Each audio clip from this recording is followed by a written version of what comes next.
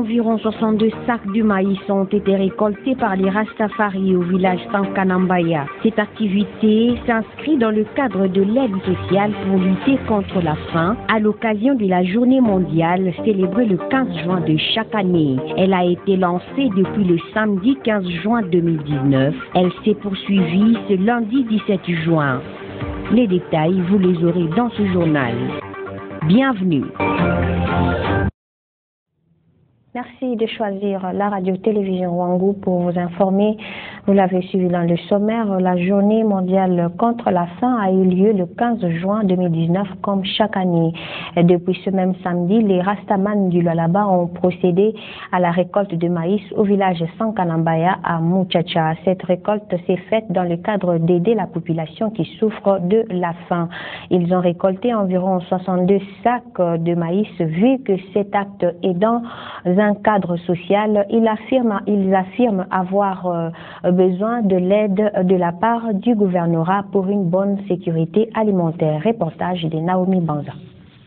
Il ne reste que des épis de maïs. Tous les céréales sont déjà remplis dans les sacs. Après les avoir égrenés et tamisés, tout est prêt pour la consommation. Le rastafarisme n'est pas que de la musique, c'est toute une culture. La récolte est grande malgré tout. Donc depuis samedi, tu as récolté. C'est depuis samedi que nous avons commencé et nous avons récolté à peu près 19 sacs. La seule difficulté est que ce maïs est envahi par des petits insectes. En général, la récolte des maïs donne un bon résultat où nous avons eu 40 sacs qui sont déjà à Colésie et à présent nous avons 22 sacs qu'on a commencé à égrener depuis hier. Nous avons besoin du soutien des autorités provinciales, des opérateurs économiques et nous avons plus de 400 jeunes qui travaillent avec nous. Nous demandons de l'aide car nous sommes responsables des familles avec des bouches à nourrir. Nous avons cette volonté de développer notre ville Colésie.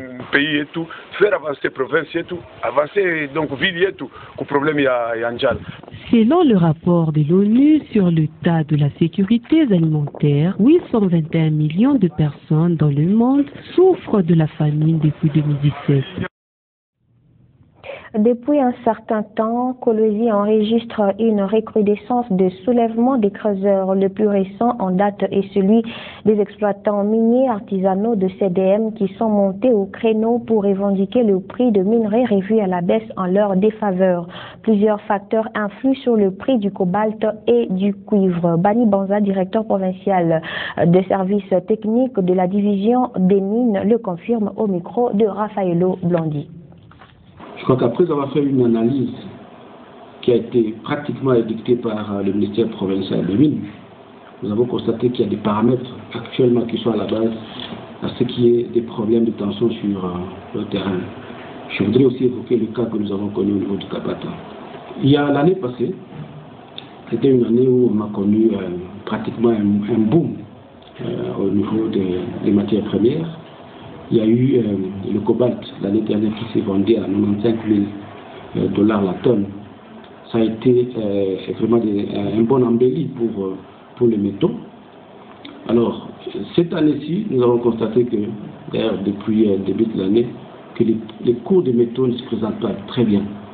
En fait, on a des problèmes sur le marché international du cuivre et du cobalt. En janvier 2018, le cobalt était en train de se vendre à 75 500 $ la tonne. En février 2018, le cobalt est monté à 80 875 $ la tonne. En mars 2018, le cobalt est arrivé à 87 750 $ la tonne. C'était en avril que nous avons connu le pic du cobalt. Donc le cobalt se vendait à 90 612 $ la tonne. Et après le mois d'avril 2018, on a constaté que le cobalt commençait à chuter. Il est parti de 90 612 jusqu'à ce qu'aujourd'hui, au moment où nous vous parlons, en juin 2019, le cobalt est en train de se négocier à 26 500 $ la tonne. Pas seulement le cobalt, mais le cuivre aussi, qui se négocie en janvier 2018 à 7 079 $ la tonne. Le cuivre est en train de se négocier actuellement à 5 830 $ la tonne. Le prix sur le marché international a chuté, presque divisé par 3 pour le cobalt. Le cuivre a chuté. Alors ça doit avoir des conséquences sur le site. si les opérateurs vendent sur le plan international à moins cher, donc ils ne peuvent acheter aussi qu'avec un prix rabaissé. Alors ce paramètre fait qu'aujourd'hui, les exploitants artisanaux qui n'ont pas eu suffisamment d'informations par rapport à cette chute ne peuvent que commencer à réagir avec ce choc. Et puis, d'une manière brève, 2 creuseurs artisanaux ont trouvé la mort ce lundi 17 juin dans la cité de Kissanfou, située le long de la route nationale numéro 39.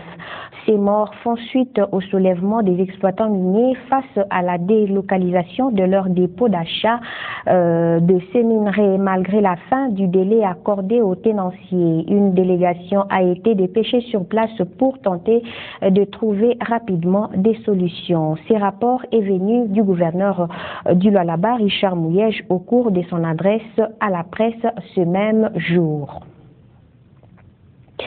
Et puis, le gouverneur du Lualaba a émis le vœu de voir les Lualabais vivre en paix sans aucun trouble dans la province. Il a ainsi appelé les creuseurs à la culture des dialogues. Tout s'est passé dans une mise au point qu'il a tenue au gouvernorat devant la presse, devant le comité provincial et aussi devant les creuseurs artisanaux ce lundi 17 juin 2019. Reportage presse du gouvernorat.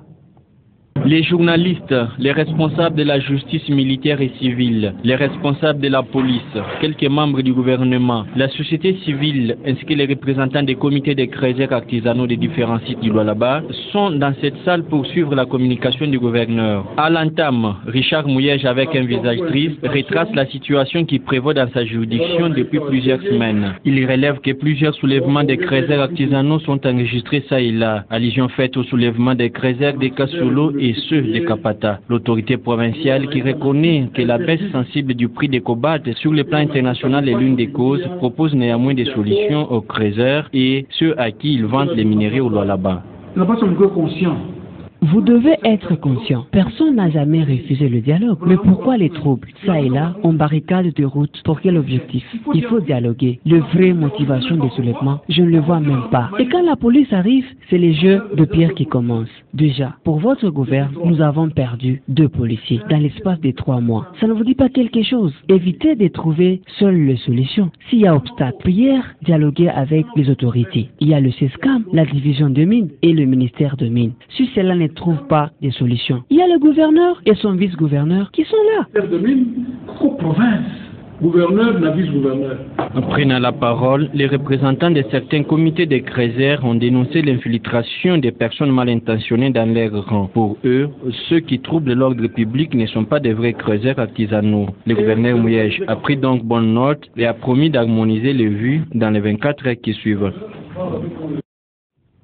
Corrigez avec moi, c'était Timothée Prince Odia qui nous a signé ce reportage. La route qui mène vers la cité Kapata a servi au gouverneur du Lualaba de se rendre à une paroisse de la place avant la réhabilitation de cette route. Il fallait environ 1 heure de marche à cause de son impraticabilité. À présent, rien que 10 minutes a suffi pour atteindre la cité Kapata. La population en est contente. Reportage. Voici ce à quoi ressemblait la chaussée Joseph Kabila Kabangui 2 ans plus tôt. Elle relie la cité Gécamine Kapata au centre-ville commercial. Cette artère était autrefois impraticable, enclavant ainsi toute une cité. La route a été réhabilitée dans le cadre des responsabilités sociétales des entreprises minières vis-à-vis des communautés environnantes par la Sino-Congolaise des mines, SICOMINE. Aujourd'hui, la chaussée Joseph Kabila Kabangui fait la joie des habitants de Kapata. Nous l'encourageons, cette route nous a beaucoup fait souffrir, car il y avait beaucoup de poussière au point de salir les vêtements au séchoir. À présent, ce n'est plus le cas. Que Dieu le bénisse afin qu'il continue avec son travail. En tout cas, il dit, nous félicitons les gouverneurs pour les efforts fournis. Des Kapata jusqu'en ville, on pouvait faire 45 minutes de route. À présent, rien que 10 minutes suffisent pour atteindre la ville. Nous n'oublierons pas ces gestes.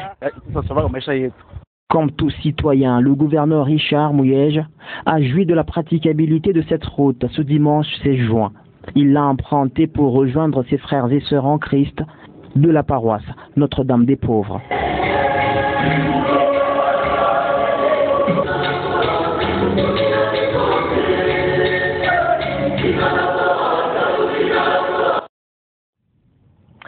58 candidats ont pris part au test de recrutement pour adhérer à la force armée du Congo. Le test a été lancé depuis samedi 15 juin 2019. Les résultats seront connus dans un mois. Des précisions avec le colonel Prince Chibumbu, propos recueillis par Freddy Sangwa. Le concours s'est bien déroulé. On a débuté le samedi pour terminer le dimanche. Mais le samedi, c'était pour le candidat civil et militaire pour l'académie spéciale et l'académie ordinaire. Dans l'ensemble, pour l'académie ordinaire, ils étaient au nombre de 33 éléments. Pour l'académie spéciale, ils étaient au nombre de 24. Bien. Nous entendons d'ici un mois, nous aurons les résultats. Ceux-là qui vont réussir, on va les rappeler, on va passer les communiqués, on va les rappeler pour leur donner des feuilles de route pour rejoindre l'académie militaire à Kanang. Nous débutons avec les enregistrements de nouveaux candidats pour l'année prochaine, donc on débute au mois de juin. Et la veille moins présence de l'ONAB, passe le concours c'est national dans toute l'étendue du Congo, dans toutes les provinces, il y a eu le concours. Donc il faut qu'il y ait la représentativité des enfants du LONAB. On a constaté, bon, c'est comme si les enfants du LONAB ne veulent pas s'adhérer dans l'armée, je ne sais pas pourquoi. Je demande toujours au LONAB de venir aussi servir sous les drapeaux. L'armée, ce n'est pas pour d'autres personnes, mais d'autres trucs, c'est pour tout le monde. Et puis l'armée d'aujourd'hui, ce sont des quotas de chaque province. Je demande l'année prochaine, en tout cas, il faut qu'il y ait beaucoup de l'ONAB. Et puis, d'une manière brève, Norbert Bassengezi, vice-président de la Commission électorale nationale indépendante, a démissionné de son poste dans la soirée de ce lundi 17 juin 2019. Il affirme ne pas vouloir gêner son parti afin de s'apprêter à lui trouver un remplacement. Norbert Bassengezi évoque aussi la fatigue après le mandat où il a fourni beaucoup d'efforts pour accomplir sa mission. Il n'a pas oublié l'article 14 qui prévoit la démission du mandat. Enfin, le désormais ancien vice-président de la CENI refuse de se prononcer sur ce que doivent faire les 12 autres membres de la CENI en se limitant à dire que la démission est individuelle. Avant de finir notre journal dans une page rose, Joe Kansang, journaliste reporter de la radio-télévision Wangu, s'est uni dans un lien de mariage à Christelle Mouchaïl ce samedi 15 juin 2019. Tout a commencé à la commune de Dilala pour l'état civil où le bourgmestre les a déclarés mari et femme, puis la bénédiction nuptiale à l'église PFK sur l'avenue des Manguiers et enfin une soirée dansante a eu lieu à la salle Immaculata sous l'assistance et la participation de leurs familles biologiques, leurs amis et connaissances ainsi que leurs collègues et confrères.